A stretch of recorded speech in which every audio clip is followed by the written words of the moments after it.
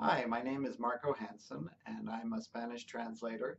I want to explain today what a certified translation is, when you might need one, what it looks like, and what happens with the translation once it's finished. A certified translation in the United States means a translation that includes a certification statement, which is like an affidavit from the translator, that's signed and dated and has contact information and says basically this is a legitimate translation. I'm a professional, I'm fluent in both languages, and I certify the accuracy and completeness of this translation.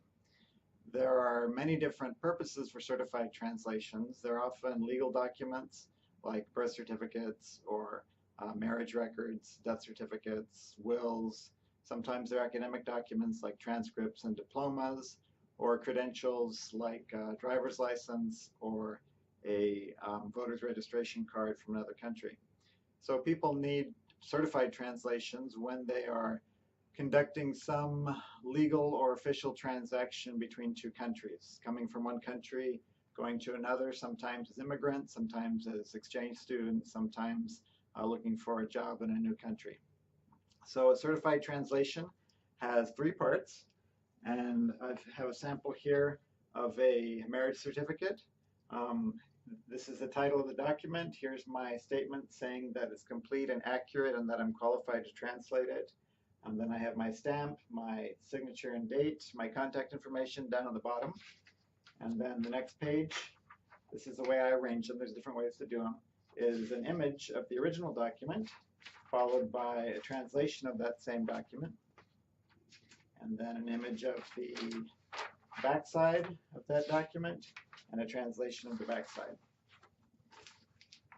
If you are submitting your certified translation to USCIS, the U.S. Customs and Immigration Service, it doesn't have to be notarized, but for certain other purposes, like getting a driver's license or registering your vehicle in some jurisdictions, applying for a passport or a visa, or anything that will later be apostilled, you need notarization. So the certification statement will look a little bit different. Here's the same original certification followed by a notarization by a notary public saying I have verified the identity of the translator signing this certification.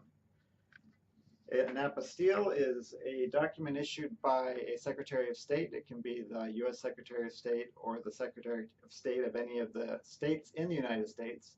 Here in Texas, there is an apostille and authentications office in the Secretary of State building across the street from the Texas Capitol.